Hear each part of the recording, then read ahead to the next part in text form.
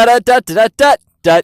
Welcome to the Drive-In Movie Podcast. Now playing the Super Mario Galaxy movie. I really hope we didn't get copyrighted up front, because that would be a harsh start to the app. Or a brilliant way to start. A legendary way to start. I know. But I did really like the... Okay, we should say that this is the podcast where we go watch a brand new blockbuster movie in theaters. Yes, and then immediately come to the car to talk about it, to record ourselves talking about it, have that conversation you typically have with your best friends after seeing a movie.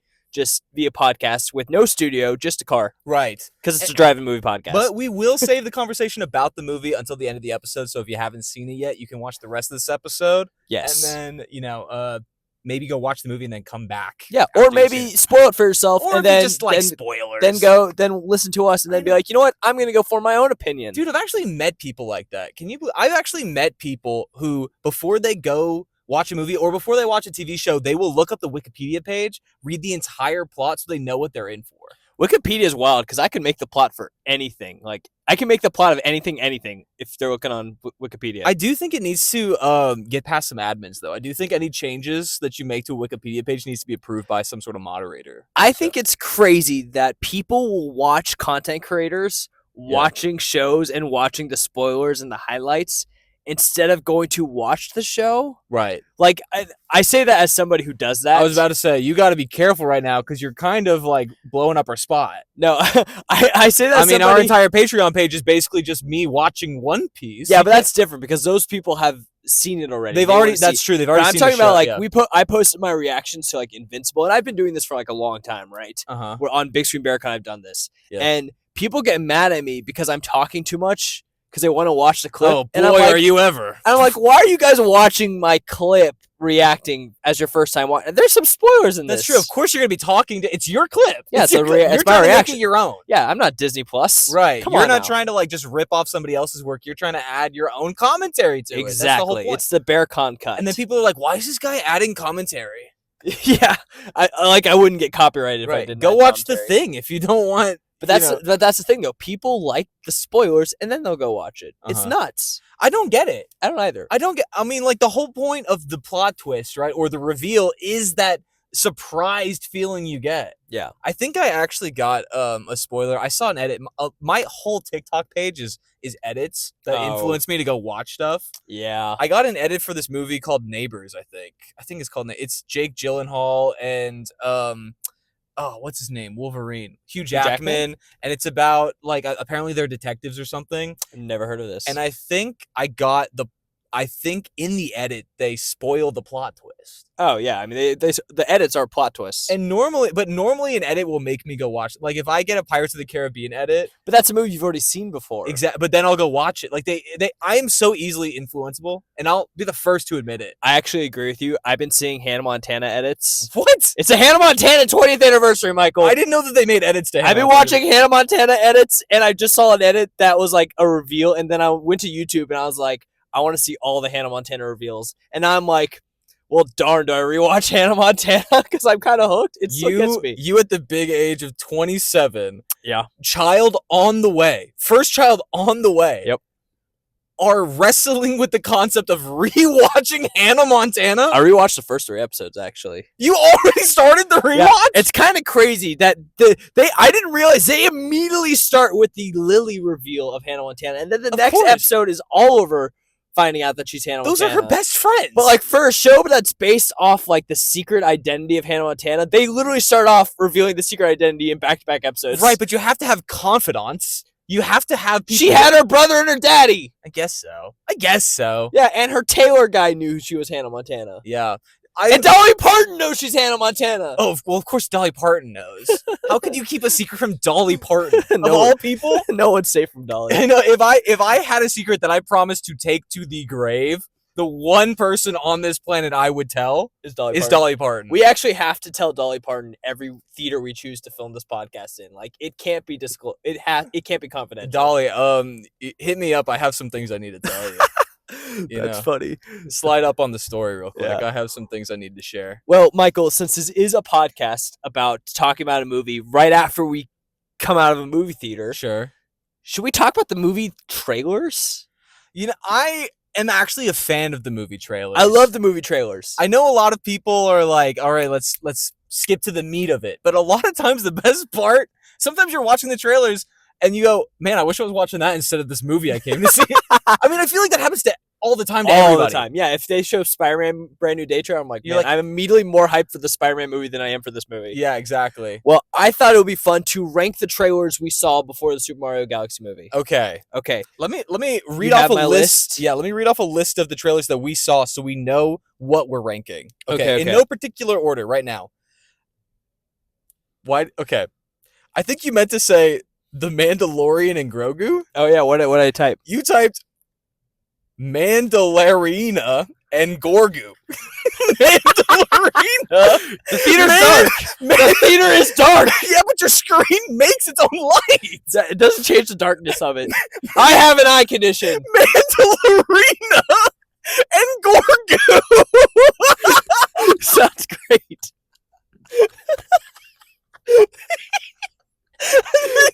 I really think you meant to say The Mandalorian and Grogu. No. If I had to Mandarina and guess, Grogu. The Mandaloriana and Gorgu. And I want to point out that Gorgu has all the accent marks over both vowels.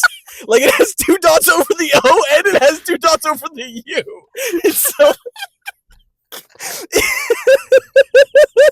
It has, like, every possible accent mark. You accidentally did this? I can't imagine you meant to type this out. I can't believe, how does someone come up with a typo this bad? Like, I know that you're notorious for your typos, but how could you possibly mess it up this bad? This is ridiculous. I can't breathe. Dude, I wouldn't trust you in any position. If I was like an employer, I could not trust you to fucking run a cash register at the grocery store.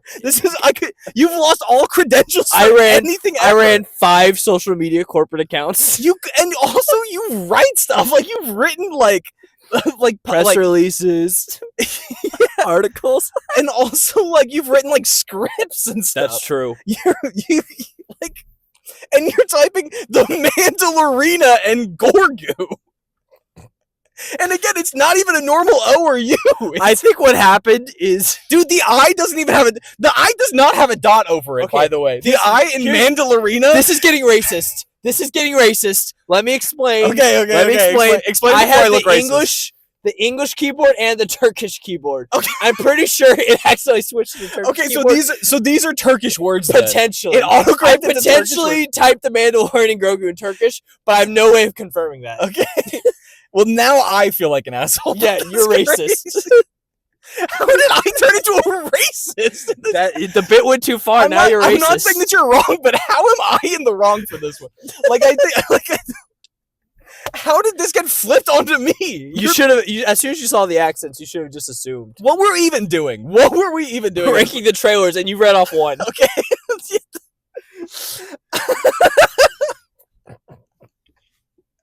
This is why we stopped recording these after night films, night show times.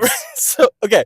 It's past our bedtime. So the trailers that we're ranking are The Mandalorian and Grogu. Yes. Supergirl. Yes. Moana, the live action one. Yes. Paw Patrol Dinosaurs. Ooh, yeah. Sonic 4. Yes. Forgotten Island. Uh-huh. And Minions 3. Yes. Is Minions 3 the actual title of it? Yes. I think it's Minions. Minions like monsters something. Yeah. Minions 3 Monster Should I Google something. it? I'm going to Google it. No, I like Minions 3 Monster something. Minions 3 Mandalorian and Grogu.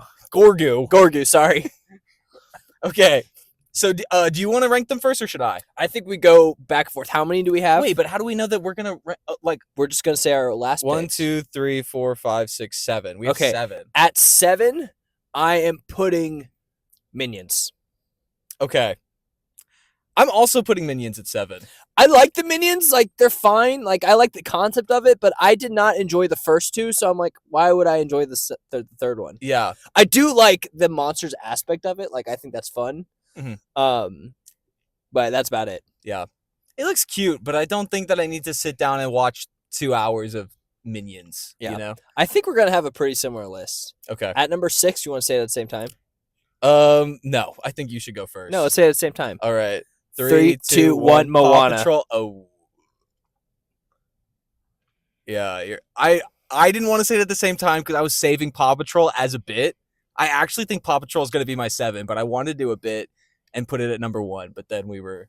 You still could have done that. I know, but it's fine.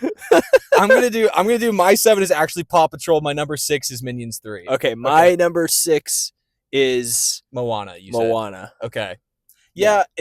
Is that just because it's a live action remake of a movie that you've seen? I think Moana is a tremendous animated film. I got the feeling for the first time today watching the trailer on the big screen that I was like, if this movie originally came out in live action, I don't think it'd be as good.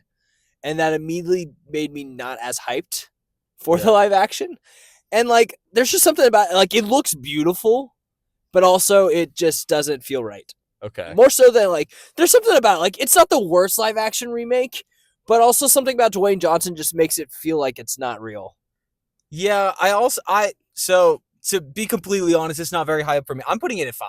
Okay. I'm putting it at 5 because for a lot of the same reasons, to me it kind of feels like a bad photocopy of the original movie. And a lot of stuff that looks good basically looks like it belongs in the original movie. Like when we actually see the lava monster, for lack of a better word. I don't remember the word for lava monster. The lava monster. Okay. When we see the lava monster, it looks almost exactly the same as it did in the animated movie. Right. I just think like there's some movies like the live action How to Train Your Dragon, it feels the exact same, but I walked out of that movie thinking, okay, if I watch this movie before I watch the animated movie, there's a legitimate chance that I would think this movie's better. Yeah. Like it's whichever one you saw first is probably going to be your favorite version for How to Train Your Dragon. Moana, like I said, the biggest negative I can have going into a live action movie is that it already doesn't feel like it's going to be anywhere, like it doesn't give me any hope that it's going to be anywhere near the original. Right. And Lilo and Stitch kind of had the same feeling. So, and that wasn't as near as good. I really didn't like the but again, it is possible because How to Train Your Dragon did it. Sure. Okay, my so number 5. My number 5 is Paw Patrol Dinosaurs. I like the dinos, and I'm trying to get in the mindset of this is my future because I have a son on the way, and I'm like, I need to be excited about these movies. You're about to have a baby. Right, so I can't start off negative. Yeah. Number 4? I do not have a baby on the way yet, so it's last. I don't need to like Paw Patrol Dinosaurs. Okay.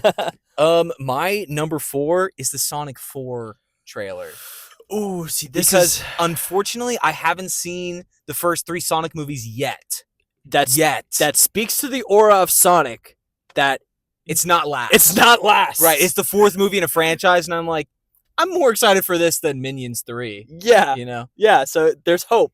There's hope for you yet. And I plan on watching I just haven't gotten around to it. Right. You know? So it's like I'm not excited for it. Yeah. It's just that I need to do some prep in order to watch it. Yeah. Okay. Yeah, I think that's fair. What's your number 4? It's actually fitting for me that Sonic 4 is my number 4. I think my number 4 is actually also Sonic 4. I have a lot of hope for Sonic 4. I think each movie's gotten better, and I like that this is basically remaking Sonic CD. So it's like a lot of futuristic elements and time travel and fun. So okay. Nice. My number 3 is Forgotten Island. My number 3 is also Forgotten Island. We have a similar list. We have similar palettes. Yeah. But we're actually seeing Forgotten Island in 2 weeks. Right. We're seeing it a little early. Yeah, we're watching it at CinemaCon. So, but just from the trailer, it looked like it has sort of Life is Strange vibes mixed with K-pop Demon Hunters. Yeah. And Life is Strange, I don't know if you know what Life is Strange is. It's a one of those like choose your own paths video game. It's kind of like, do you remember the Walking Dead video games where like the whole thing is basically you're just going down dialogue trees? Yeah. Okay. I feel like you're lying to me. I shook my head no, and then I said yeah. Okay, so you are lying to me. Gotcha. It's people will know what it is. It's popular. But the trailer kind of felt like Life is Strange mixed with K-pop Demon Hunters. I like the premise of it. I like this idea that it's probably going to be an emotional gut punch because I don't think the trailer properly conveys it, but I think the synopsis is in order to leave the island, they have to forget each other. So it's kind of inevitable. Yeah, so it's like, it's not like, oh, this could happen. It's, okay, who's going to forget each other? Already layered with a plot point of one of them is already kind of feeling left behind. Right. One's going to school, so it's already like, it's just elevating their traumas. I kind of like that. Right, where one of them's totally gonna be like, you're going to leave me so far behind. So like, I'm gonna forget You're you. cutting me out of your life, or it's like, or she's like thinking that she's gonna be betrayed again. Exactly. You know, it's either gonna be revenge or it's gonna be double betrayal. Or she's probably gonna be like, okay, you go to college, you live your life. Forget me. Right. She's gonna because that's the thing holding her back. Oh man, I'm gonna cry so she's gonna much. sacrifice herself. Because that's kind of what it felt like when you went to college and I stayed back. Yeah, and I also went to college, but I went to college. I kind of was like, who is that guy? Yeah, you're like, screw that guy. I feel like there was but a we guy. made it back together. Right. All right, top 2. My number 2. Brace yourself. The Mandalorian and Grogu. Nice. No, the Mandalorian and Grogu. Nice. Listen, I love a Star Wars dad content. My number 2 is also the Mandalorian and Grogu. Close. Grogu? Is that what I said? You said, you want to read it? The Mandalorian and Grogu. And Grogu, yeah. Okay. I like how you say it different every time. Yeah, I have no idea. Like the Mandalorian that's how magical my typos are. I couldn't even repeat it if I tried. I don't think you know a language. I will never type that ever again in my life. I don't think you speak English, but I also don't think you speak any other language. I kind of agree with you. Like I don't think you really fully got the grasp of any one language. Hey, okay, tell me if this is wrong. In one of my Invincible reactions, I was like, now see, this is symbolism. Was that incorrect? Symbolism of what? I was just there's context, but I was like, this is symbolism. This is what symbolism is. It depends on what you were talking about. But like, okay, but obviously I was talking about something representing. Yeah, something that's else? what I was talking okay. about. But like somebody made a comment like, this guy's an English teacher, and I was like, is he mocking me? And I couldn't tell. But I was like, I believed for a second that he probably was mocking me. I think the youth just don't do any analysis, and they just run everything through Chat GPT. That as soon as someone is actually doing literary analysis, they go, people don't do that. That's for robots and English teachers. Yeah. Okay, cool. So it was a compliment then because I'm smart. I think, or maybe just like they were illustrating the gap in the generational divide. Oh, okay. Nice. Yeah, I think they were going, get a load of this guy. He's doing what Mr. Jenkins does. Nice. Shout out, Jenks. Okay, at number 1 then, Supergirl. Supergirl. Okay, it's got to be Supergirl. Supergirl looks like so much fun, and it kind of feels like it's going to be one of those underground bangers. And I say underground because I don't know if Supergirl is going to be that successful at the box office. I really don't. Superman didn't do as well as we thought it would. Superman did not do as well as but it did get like 600 mil because it did well. We looked this up. Yeah, it did well.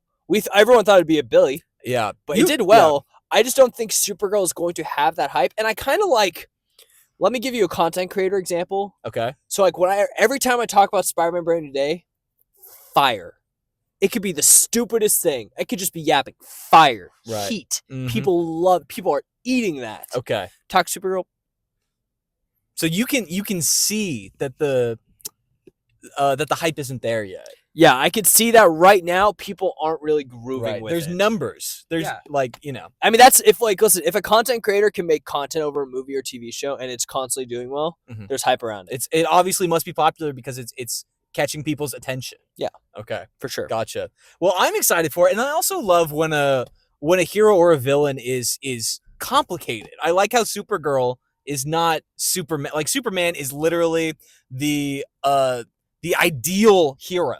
Right? Epitome of hope. Exactly. Like moral, big words, lawful good, like icon, right? Yeah. I like how Supergirl is running away from it. Is messy. Yeah, she's messy. She's running away from being anything other than a dog mom. And so I'm really excited for this. Yeah, I think it'll be good. And I'm honestly more excited for this franchise at this point than the MCU. But I'm willing to be proven wrong. I'm willing to get back in. We just discussed Spider-Man Brand New Day and heat and excitement. Spider-Man Brand New Day feels different to me than the MCU. It's not different. It has the Punisher in it. Yeah, it just doesn't. But you're not even watching Daredevil. It kind of feels like its own thing at sometimes, especially because like the studio kind of does their own thing a lot of the time too. Michael, like, they kind of have like a weird rights situation going on. Like famously, they're always like, "Oh, is Spider-Man gonna have the rights to be in this Avengers movie?" Because it's like, but right now we're good. Okay. He's gonna be in at least Secret Wars. Right. You're gonna come out of CinemaCon. They're gonna show us the trailer for Avengers Doomsday, and you're gonna be buzzing about the MCU. Okay, good. I promise you. Okay, good. Because honestly, at this point, I might be more excited about the NCU than the MCU. The Nintendo Cinematic Universe. Okay. Well, we'll get to that. We'll get to that. What's it going to take for you to watch Daredevil Born Again? Oh, 700,000 new followers. Stop it. Okay, fine. What would it take? I don't know, Berkan. It's got great action. It's a great story. It's brutal. It's easily one of the best things the MCU has done, period.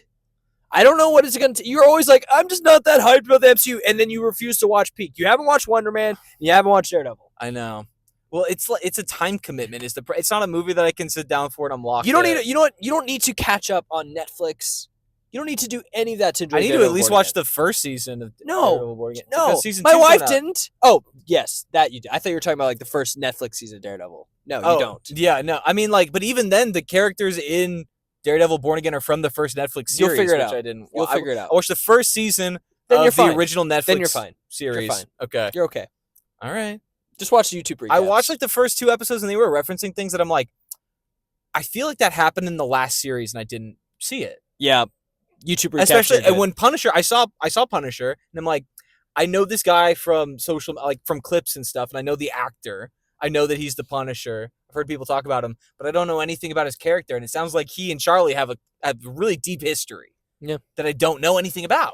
Well, so you tell me I don't need to know anything, but from like the 2 episodes I watched, you I was can like, know it the does lore, seem but like, not for like the specific Born Again plots. I mean, yeah, you won't know like relationships, but that's okay. That's a lot. You can get away with it with Daredevil Born Again. Okay. It'd just be preferred if you didn't. I did really like that scene as like straight up just like a duet between 2 actors. I thought they were really showcasing their skills. Okay. Even without knowing a lot of the context, I thought that scene between Charlie, Punisher, Charlie Cox, John Berthal, exactly, Punisher, Matt Murdock, Frank Castle.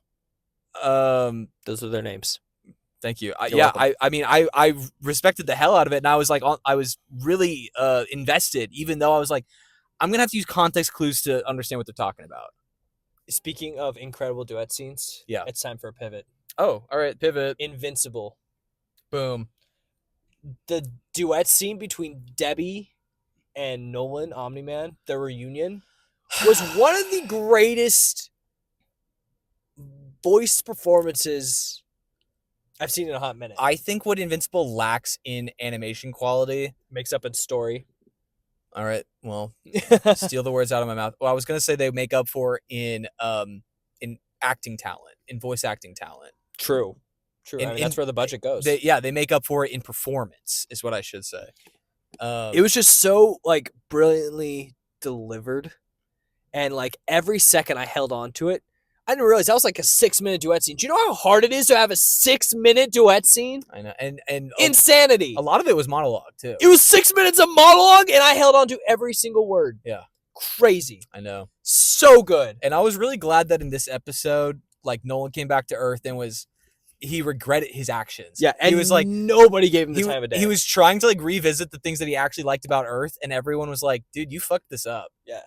Like you had something good and you fucked it up. Art was just like, yeah, no, your account's closed. Like we're done. And he was like he was sorry and he was like, oh, I actually did something really bad and I'm suffering for it, even though he doesn't deserve forgiveness at this point. Like I appreciate that he is trying to go through a redemption arc. Like he's trying to save Earth. Like he killed millions of people, but he could potentially save billions. At the same time, right now he does not deserve forgiveness. So I appreciate that he's going through like the punishment, I guess. What's it going to take for him to deserve forgiveness? He has to finish saving Earth. He has to finish saving Earth. That's like, and maybe he has to sacrifice himself. Okay, so because he killed so many that he has to die for. He has to put his life on. You don't think he deserves any type of reunion or any type of forgiveness until then? So like no Debbie like actually like forgiving him or nothing. No, I mean like just because he feels bad? No. Okay. Like you can feel as bad as you want because you did something terrible, but he killed millions of people. Okay. Last episode we tested my ball knowledge on Invincible, and I thought I did pretty well. And then everyone was clowning us because like these questions are too easy. So proposition for you guys: you guys give us actual hard Invincible questions. I won't look at the comments. Michael usually reads the comments to his own despair. Hold on, DM them to us. DM us Invincible trivia questions that you want me to ask Berkan. Berkan has read all the comics and is caught up to date on the show. I will ask Berkan. Give me your best on the podcast, and I will shout you out. so that you know that I asked Berkan your question, and so if he gets them right, you have to admit that he has ball knowledge. Yes, actually, somebody did give us one question. We've gotten one question so To far. test out this premise, at Chim74417 said, what character originally in the comics was replaced by Wolfman in the show that fought Viltrumite Mark in the Invincible War? What? Wait, no. Okay, This question is asked a little strange. Do you even know the answer? No, he didn't give the answer. Okay, I think I'm gonna have to Google it. I think this is a typo. I think he's got it backwards. This is a trick question. He did not type it very well. He's got this backwards. To be real with you, I think Wolfman was the replacement. I don't think Wolfman was replaced. I think Wolfman was replaced, or Wolfman replaced Spawn. Okay, let me see. Do. While he's typing, I have send us the answer too, so that yeah, send us the answer. I will say while he's trying to fact check this, I will say I just did an Invincible trivia challenge on the Wafello YouTube page. Wafello Andrew, co-host of the Escape podcast, love those guys. And I'm sad to say that I did fumble. I came in third, and my comic book knowledge actually bit me in the butt because I couldn't remember who was in the comics yet and who appeared in the TV show versus who had not appeared, and I lost because of it. So, okay, so what was your answer? I think Wolfman was the character he was the replacement for who? Spawn. Okay. Spawn was replaced by Wolfman in the Invincible War. Yeah, y'all suck. Y'all doubt me? Like, I know what I'm talking. It's not my fault that Michael asked me stupid questions. Yo, Chim. It's not my fault. Ball knowledge over here. Ridiculous. Maybe not here, but ball knowledge over here. You guys don't understand. I read all of Invincible in like 7 days, and then I finished it, and I went back to the beginning. Yeah. So, send us in your trivia questions and the answer so that I can ask Berkan. Ridiculous. Okay. All right. What else did you think about episode 5 of Invincible? I think episode 5.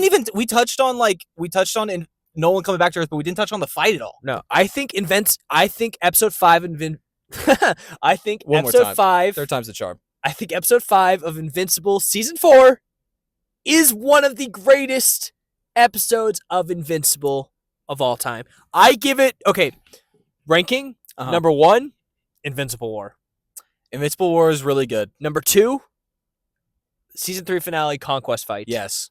And then number 3 is this. I think that the fight on Thraxid goes up there too. I think it could be 4 or 5. Okay. I think that one is one of the best episodes because that's honestly the first time that we see Nolan and Mark reunite, and it's a complicated relationship. And then we also see like Nolan doing his shenanigans in space. He has another wife and kid, and we also see 2 Viltrumites fight to the and Nolan's telling Mark, bro, you got to start fighting like a Viltrumite. Like, but you got to stop holding back. It's not better than the Omni-Man Invincible father-son fight.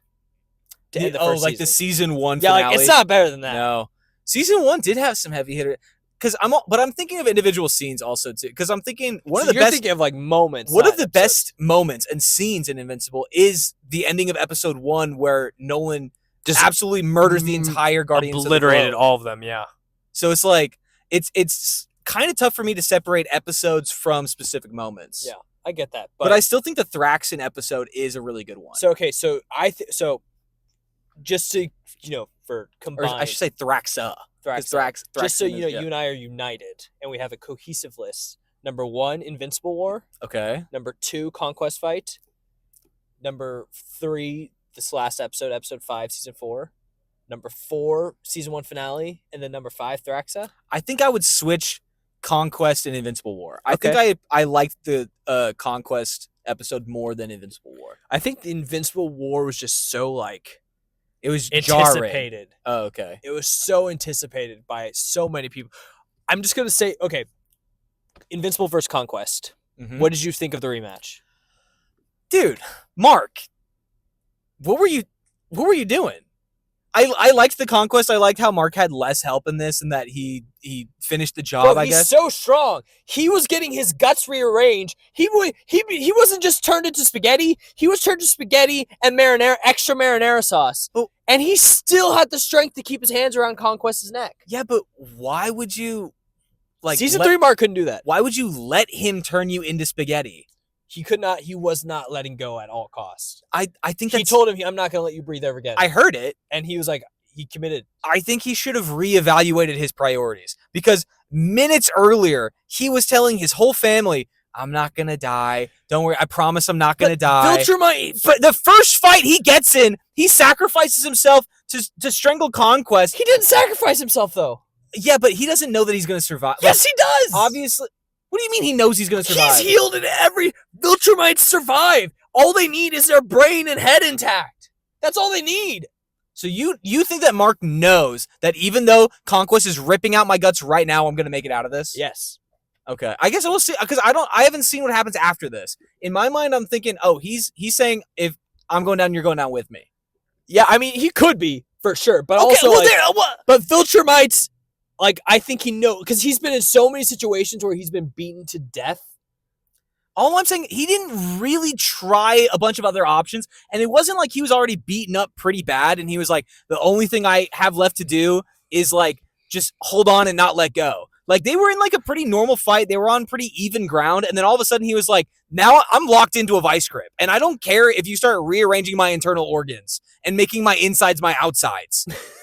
Like, I'm here, and I'm staying here. I was like, dude, can we try maybe like a different move? Like, you've been doing this now for 10 minutes. You're taking several kidney shots, and not to mention, again, now your kidneys have been removed surgically, right?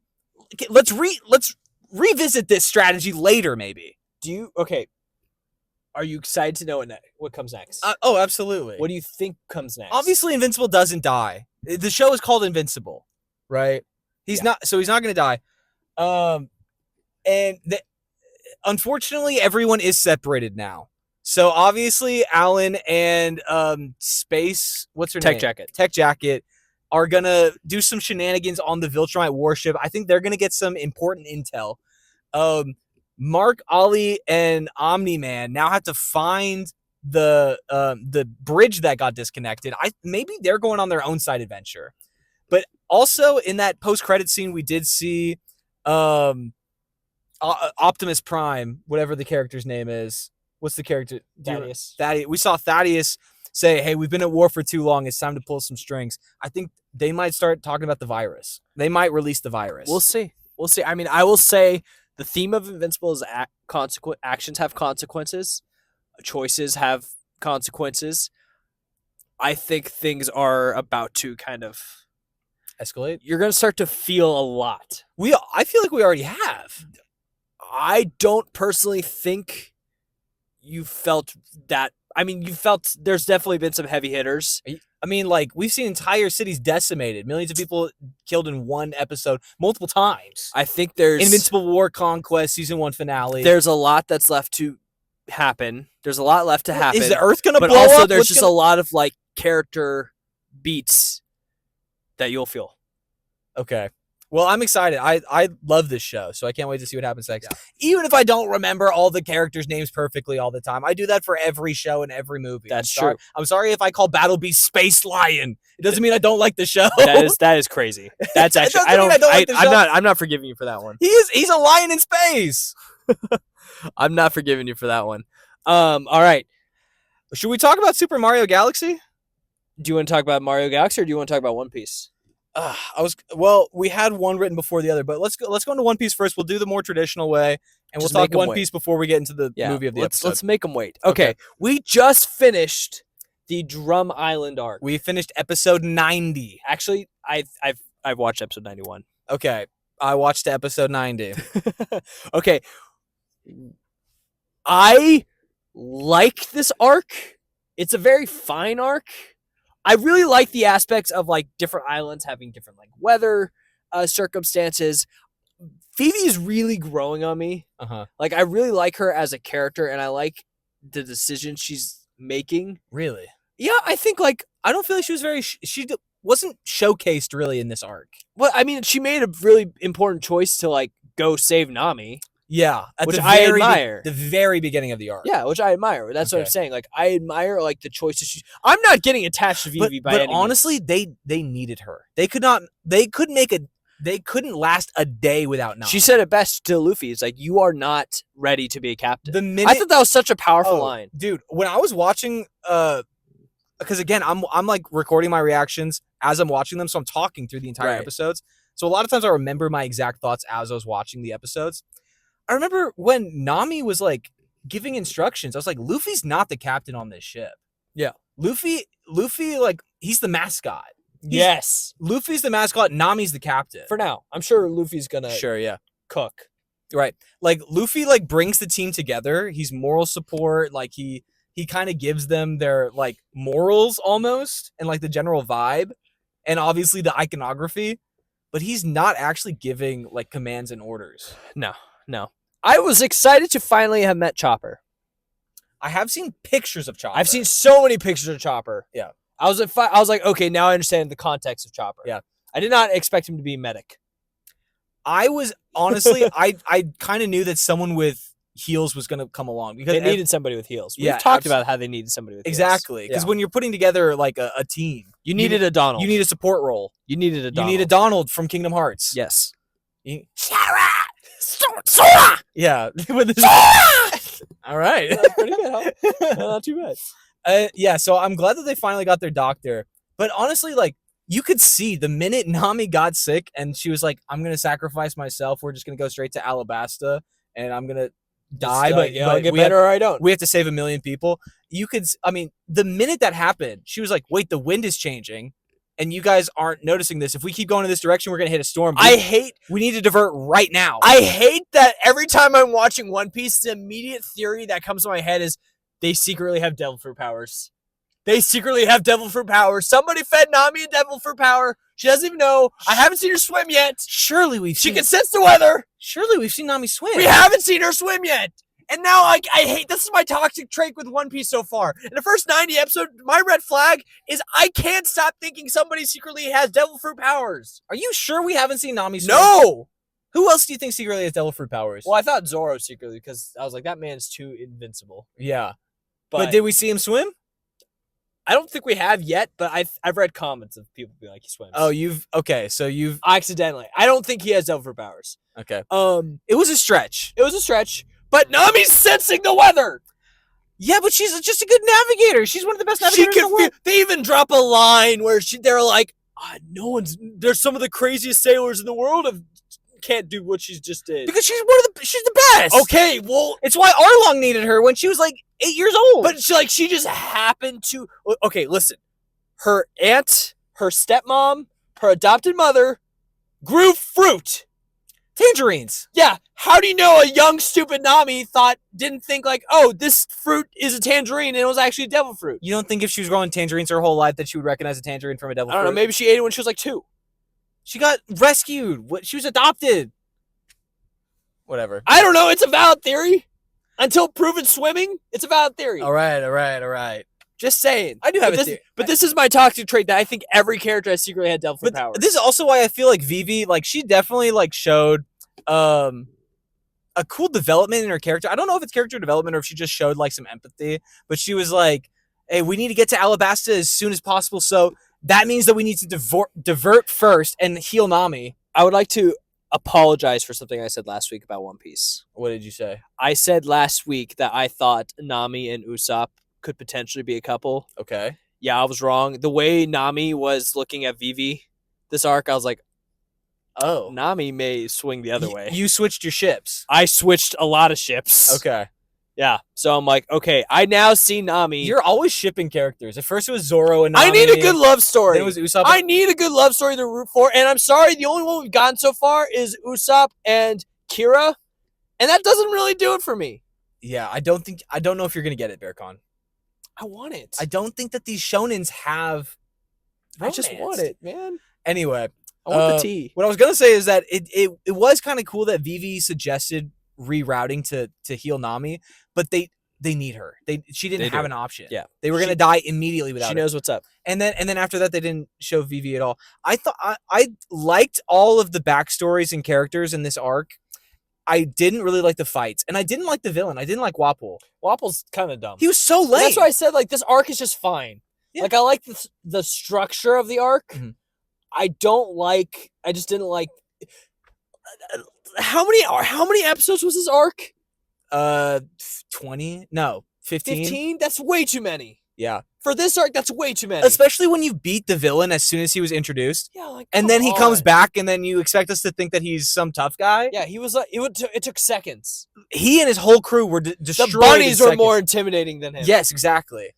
And we watch for so long. We watch Luffy climb up this mountain, and then the whole time there was a rope. There was a lift available the whole time. Also, why can't Luffy just stretch all the way to the top? Exactly. That really bugged me. There had to be another option. Yeah, than free climbing up there. Yeah, it was stupid. It was stupid. And, but a lot of times the explanation just comes down to, well, Luffy's stupid, which isn't really satisfactory. But okay, no. That's not a good enough excuse because you're telling me the other characters couldn't have been like, You're telling me the other characters couldn't have been like, well, Luffy can just stretch up and pull them up.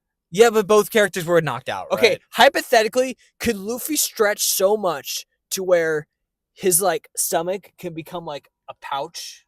Yeah, absolutely. Why not just put Nami in a pouch? I don't know. I feel like there were so many options, and instead they were just think. And instead Luffy was just like, I'm going to take the hardest way. I'm going to pick the hardest route. Yeah. So didn't love that. I do think Chopper has the best backstory of all the Straw Hats. Yeah, I really like Chopper so far. I really like Chopper. He's adorable. He's so cute. I cannot get enough of him. And also he has the most tragic, heartbreaking backstory. And I'm so happy for him that he found a unit. You know, he found like a group. He's a Straw Hat. Yeah, he's a Straw Hat now. Or he better be a Straw Hat, like Right. for good. Like if Right. I'm assuming he is, but I don't trust you, One Piece. Oh. I don't trust you. Okay. Not yet. Actually, no. I have really no basis of saying that though. Gotcha. I will say, if Alabasta does not hit, I'm gonna be really disappointed, and that might kill One Piece for me. I'll be real. I feel like it's been pretty slow for a while. It's been slow. Since Arlong, nothing's really hit. Nothing's hit. There have been moments where I'm like, oh, they did that pretty well. Yeah. Like I like the Chopper backstory. Yeah. I like Vivi getting shot and then Mhm. not really having any consequence of that. Well, I like the character of Dalton too. Yeah. I mean, there are things about it that I like, but there's too much that I'm like this. I mean, it's kind of like a chore to watch. Like, I feel like I'm forcing myself to watch it. If Alabasta doesn't hit, I will be bummed. Right. Especially because one, this is crossing into episode 100, and I want this to be monumental, but also this is the longest arc by far. Oh. Like I'm expecting like a full-on war. I'm expecting like character-shattering, story-bending moments. Like get me out of the dang prequel and like let me see what the hype of One Piece actually is. I think we're in one. I mean, now that we're in the Grand Line, I think we're there, right? Except they are still introducing crewmates. Yeah, we're still getting crewmates. Yeah. Here's a question that I had. They hyped up the Grand Line for so long about how this is like one of the hardest places to survive. It's only for the strongest of the strong. People die all the time. Then come to find out, there's villages and countries and like people just live there. Normal people are born and live their whole life there. And so I'm like, wait, you definitely don't need to be a badass to make it in the Grand Line. It's got to be the specific island, right? This one specifically? No, like the specific island that Goldie Roger left the treasure, right? Like that has to be like, this is it. This is the. I imagine that it probably gets harder the further down the Grand Line. They fought dinosaurs. Yeah. If you and I fought a dinosaur, we'd be cooked. That's true. So, I mean, I guess if you're adventuring in the Grand Line, maybe that's what makes it really dangerous. But at the same time, it seems like there's plenty of normal people. Yeah. Like there's plenty of people like way weaker just hanging out. Than Vivi was a member of Baroque Works. She doesn't seem all that strong. Like she seems weaker than Arlong, than Don Craig, even Captain Kuro. Like I feel like Captain Kuro could have beat Vivi in a fight, but she's running around being a bounty hunter in Captain the Grand Kuro Line. actually makes more sense for the Grand Line because he has weird like speed abilities. Yeah, I said this before, but I keep coming back to the idea that like He's a wasted villain. he's a normal person, but he's got a weird superpower that they don't explain. Wasted villain. Yeah. So hopefully it gets better. Yeah. Oh, I do have a theory though. Oh, okay, hit me with your One Piece theory. This is a theory about a character that we've only heard referenced, and it's very similar to my previous theories. Okay. So I'm sorry that I'm a broken record here. I keep repeating myself, but we've heard of a character named Blackbeard, who apparently took down a pirate named Blackbeard. How original! A pirate named Blackbeard. It is kind of crazy though that they put in a pirate named Blackbeard into One Piece, like and like. It's like some characters kind of hit the nail on the head with that one. Icons. There's going to be another character named Jack Sparrow, Yeah. But he's obviously strong enough to take down an entire kingdom in like a day. And the king of that kingdom had devil fruit powers. So he must be on some next level shit. Are you going to say Blackbeard's a warlord? I think he might be one of the 7 warlords of the sea. We don't another warlord theory. They're not just going to introduce them out of nowhere. They're going to set up like their introduction. Okay. Even Crocodile, they were like, oh, there's this guy named Mr. Zero. But he's also known as Crocodile, who's one of the 7 warlords. I'm telling you, the warlords are going to end up being nothing. But Mihawk was introduced, and then they were like, by the way, there are these 7 dudes, the 7 warlords of the sea. They're on another level. That guy Mihawk that you met, he was one of them. They're doing this thing where they introduce a character, and then they say he's one of the warlords. 90 episodes into One Piece, Michael has 90 warlord theories. No, there's 7 of them. I only have theories about 5 of them. There's still 2 slots that we need to fill. At least. We only know for sure about 2 of them. I have theories about 3. There's still 2 more that we need to find out about. I think the warlords are a Children's Tale sham. So you don't think we're going to find out who all of them are? I don't think they exist. You don't think... Then what was Mihawk doing? Mihawk is probably just a really strong face. What do you mean? He's probably just like someone for the government to be like, yeah, he's a warlord, but he's not actually a warlord. I don't know. Then why pick 7? Why pick the number? You don't think 7's a lucky number? So you don't think that they even picked 7 dudes to fill those? I don't know. Even if it's a fake position, you don't think they picked 7 dudes to be like, 90, these are our 7 guys? All I'm saying is 90 episodes into One Piece, we got like 2 mentions of the warlords. Period. But they wouldn't just mention it and then never bring it up again? Who knows? So there's 1,000 episodes of One Piece. Some of the people have to fill those slots. In 1,000 episodes, they would get around to it. Okay, I'm only giving this basis because Mihawk was so strong. Yes, there are probably 7 who are super capable, but I really do think the warlord. Why are you so against I think it's a sham. I'm not against it. I just think there's a couple thoughts. Either the warlords are protecting the One Piece secretly, and that's why they're so defiant of the Marines, or that's why they're like working with the Marines. They're like the because they're trying to throw them off. They don't want the Marines to get to it. And the only way to make sure the Marines don't get to it is that they pretend they're on the same side. Or the warlords is just a children's tale that doesn't exist. I think you're overlooking like one of the craziest pieces of lore that they dropped in the whole show so far. Is that there are these 7 badass dudes out there that they're the final bosses. I'm not saying I'm overlooking it. I'm just saying I'm not totally buying into what I'm being told because I've been taught better. I've been shammed so many times. Well, at some point they're going to introduce them. You don't think that at some point they're going to introduce them? Sure. I'm not saying there's not 7 characters. I'm just saying that maybe they're not as important as we think. But even if they're not as important as we think, you don't think that they would that these characters that I'm talking about, you don't think that they could be like those warlords, even if they end up being like not super important to the One Piece. That's what. Okay. Yes, it like, could potentially. You don't think be Blackbeard could be the guy? But like every mysterious character is suddenly a warlord. But the guy who came to a country and took it over, he's not a warlord. I'll give you Blackbeard because it's Blackbeard. That's what warlords. I will give you Blackbeard because it's Blackbeard. Literally, I'll give you Mihawk because that's confirmed. By definition, that's what warlords do. Is they go around and take over shit violently. That's what we know Blackbeard did, and that's the definition of a warlord. Okay. I said I'd give you Blackbeard. I'm just saying not every. Now, you honestly, if Chopper didn't join the crew, you probably would have told me Chopper's a warlord. Chopper's a warlord. No! Dude, you're on to something, I'm bro. cooking. I'm cooking. Think about it. I was wrong. The One Piece isn't Luffy's hat. It's Chopper's hat. Chopper's hat. It's got some sentimental value. Just say, maybe the One Piece is just all the sentimental values combined. I feel like you're trying to do a joke, but I feel like people have probably already Theorized. said something where it's like the One Piece is probably just love and hope. I you mean, know? I said the Straw Hat thing was the One Piece, and a million views later, everyone was like, he might be onto something. I know. You watched like 10 episodes and people were like, this might be the most credible theory we've heard. Yeah, for the One Piece. Crazy. Let's talk Super Mario Galaxy, shall we? I totally forgot we had a movie to talk about. Yeah. Okay, Super Mario Galaxy. How many Michaels are you giving the Super Mario Galaxy movie? Out of 10 Michaels, I'm giving it 6. Whoa. I'm giving it 7. You said, whoa, I'm 1 Michael lower. Yeah, I thought you'd be at 7. I thought it was just fine. I mean, I didn't dislike it. I think a lot of people think the Super Mario Galaxy movie is just fine. I think it's a lot better than the critic reviews are saying it is. The critic reviews are saying it is. Okay. I thought it was so... First of all, I think the Super Mario Galaxy movie is significantly better than the first movie.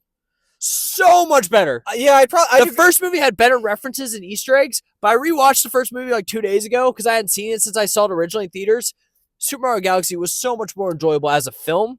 I'd agree with you. I didn't love the first movie, and I was really surprised he cracked $1 billion. Well, it's Mario. This theater was freaking sold out. I know. It was crazy on a Wednesday night. That's insanity. Every single theater, by the way, was playing Super Mario Galaxy. When we were walking down the hallway, every theater had a sign that said like 7:30 Super Mario Galaxy, 8 p.m. Super Mario Galaxy. Yeah, 9 it was p.m. crazy. The theater, the theater was packed. It genuinely was packed. And again, it's a Wednesday night, and I have not seen this theater this packed in a minute. And that means that probably a lot of the other ones are too, because you would think that if you're gonna go see this movie, you would pick a theater where you get better seats. Yeah. If it's within like the same time period, you would think that people will kind of spread out a little bit, like between the multiple theaters. Which, by the way, I love seeing my theater packed for Super Mario Galaxy. I love that. I love that families are going to go see this movie. I love how excited all the kids were in the theater. I love how excited the parents were. I love the excitement. I love the vibe of being in the Super Mario Galaxy theater. I did like it too. And every time it came, even though I wasn't really vibing with the plot all that much, the plot was fine. It was fine. It was fine. I did like every time a cameo popped up, I felt excited. I just think like the cameos they work really well. They all make sense. It never felt forced. Actually, I take that back. Fox was a little bit forced. I was not expecting him to be in the movie so much. There's a solid like 20 minutes in the middle there. I was like, is this a Fox movie or a Mario movie? I feel like either they needed more cameos or less Fox. I think more cameos, less Fox was the answer. Right. But more Mario driving the boat. Yeah. But I think the movie, like the way they feature gameplay mechanics was so well done. Like they did that really well throughout these both Mario movies did that really well. Every time you're like, look, they're playing Mario. They're playing Mario. Yeah, I'm like, you gotta get excited. They do this so well. They like do the levels so well. They pay homage to them so well. Yeah. They incorporate them very wisely. And they were referencing like Mario Maker. I don't know if you caught that reference. Of course I did. They were they referenced several different Nintendo characters. Yeah. Not just Fox and not just Mario characters. The movie's a blast. Like it genuinely is fun. I don't need this movie to be I don't need to have deep like understanding conversations about Bowser's relationship with Bowser Jr. Like I don't need to understand like his insecurities as a father. I do like a complicated villain though. Yeah, it's Bowser. I was happy that they did the whole like they did Bowser justice in the moment they needed to do it justice without spoiling it. Right. Like I was fine. They gave me exactly what I wanted from Bowser in that moment. I was like, there's one thing I want to see Bowser do in a Super Mario Galaxy movie, and they did it. Right. So I'm like, good. Yeah. I thought they did that really well also. And you even like leaned over and you're like, I hope they do this. And then they do exactly that. Yeah, I was like, thank God. And it was really well done. I was like, thank God. Yeah. But I mean, still at the end of the day, it was just fun to watch all the little references, but I wasn't necessarily like probably won't rewatch the movie fully. Yeah, I wasn't fully invested. Okay, are we noobs? What do you mean? Did we know Peach and Rosalina were related, or were they just like, oh, two blonde characters, let's make them sisters? I don't have the ball knowledge to answer that. I don't know enough. I thought I would. but I guess I don't have the ball I knowledge. don't know if that's a thing in the video games. I don't know if that's the actual lore, if they invented that for the movie. Yeah, I was surprised for sure. Yeah. I did not anticipate that relationship, but like it happened, and I was like, this actually kind of makes sense. It does make sense. They do look alike, honestly. Yeah, they look alike. Yeah. And I will go see the next movie. I gave it a 6 out of 10. I will be seeing Super Mario 3. Super Mario Sunshine. Yeah. I actually Super Mario Sunshine kind of works with last spoiler warning for the last credit scene. Daisy reveal. Okay, spoilers. I don't think Super Sunshine was like in.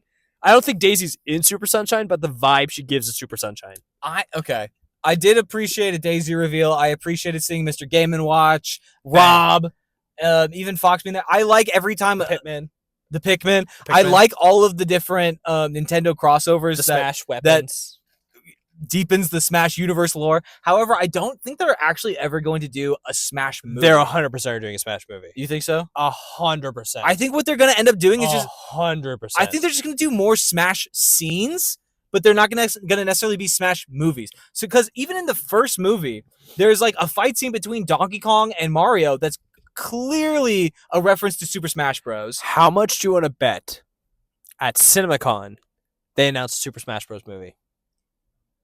I don't feel confident enough in my answer to bet anything. How about this?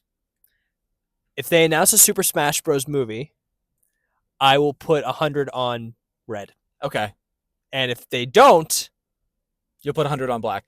Wait, no, this doesn't work out for me. No, it might really work out for you. Okay, actually. no. Even if you lose the bet, it could work out really well for you. Wait, okay, no. This has to be a two-way street. If I win, you put 100 on red. I don't feel confident. If I lose, I put 100 on red. Here's what I think is going to happen. I think that they're going to keep doing like either Mario movies or they're going to pivot to a different character. Like maybe they'll do a Fox movie or something like that. They're probably going to do a Fox movie. They'll introduce cameos of like different Nintendo characters, and they'll have fight scenes that are clearly references to Smash Bros. But they're not going to do a whole Smash Bros. Movie.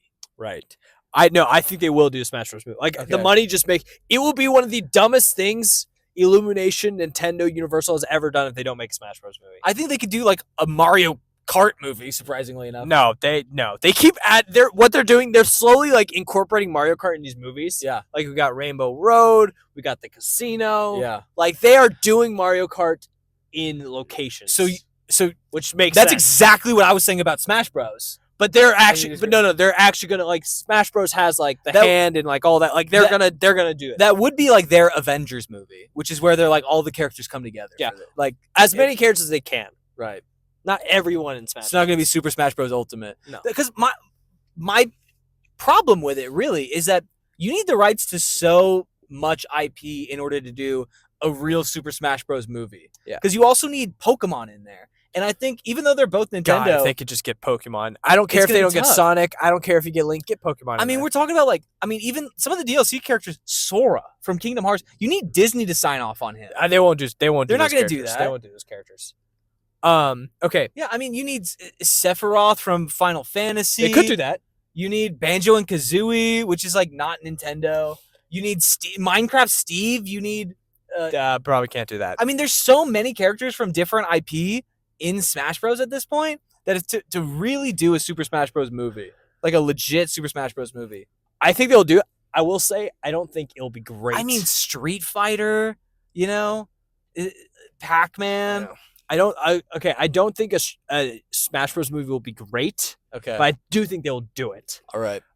Question: who do you think are the best cast characters in the Mario movie? I don't like a lot of the casting. You didn't know that Yoshi was Donald Glover? He might be the best casting. Until I told you midway through the movie, and that was kind of funny. I don't like Chris Pratt as Mario. I love Charlie Day. Don't know if he's a great Luigi. I think so here's the thing. He's pretty good as Luigi. I think my favorite castings, my best Mario movie casting is Charlie Day as Luigi. Yeah. I actually really like it. Love Charlie Day. I don't know if he sounds like I also really like wimpy enough. I like Brie Larson as Rosalina. Although we didn't get a lot of Rosalina, which I was kind of bummed about. I don't feel like and I thought Bowser Jr. I like Jack Black. Don't know if I love him as Bowser. I mean, again, I like a lot of these actors. I don't know if they actually fit their roles. to me. I will say I think Chris Pratt was a lot better. I mean, they casted Seth Rogen as Donkey Kong in the last movie. I kind of like that too. I didn't like it. I kind of did. He didn't, and again, he said I kind of missed. He Seth said, "I'm Rogen. not going to change my voice at all," and he didn't. And I was like, "You don't sound like Donkey Kong." I kind of liked him as Donkey Kong though. And that's your opinion. That's the right opinion. But okay, like I said though, I do think Chris Pratt was better in Super Mario Galaxy. Okay. The voice, like I think, fit better this time around. All right. Maybe the shock of it was gone. Yeah, Yoshi's voice was great. I don't know if Donald Glover actually voiced Yoshi. Donald Glover, best casting. Because, like, did they really... He seems like the type to have a good Yoshi impression. Like, I feel like he had that locked and loaded from when he was a child. Yeah, like, he literally was like, I just want to be Yoshi. And they're like, Yoshi's literally just like, going to say, Yoshi! Like, he could probably... Whoa. Do that again. Yoshi! Yoshi! I can't do that. Do Mario. Hey, it's me, it's Mario. That's funny. That was good. That was good. And this is Luigi. I'm Charlie Day. I'm Luigi.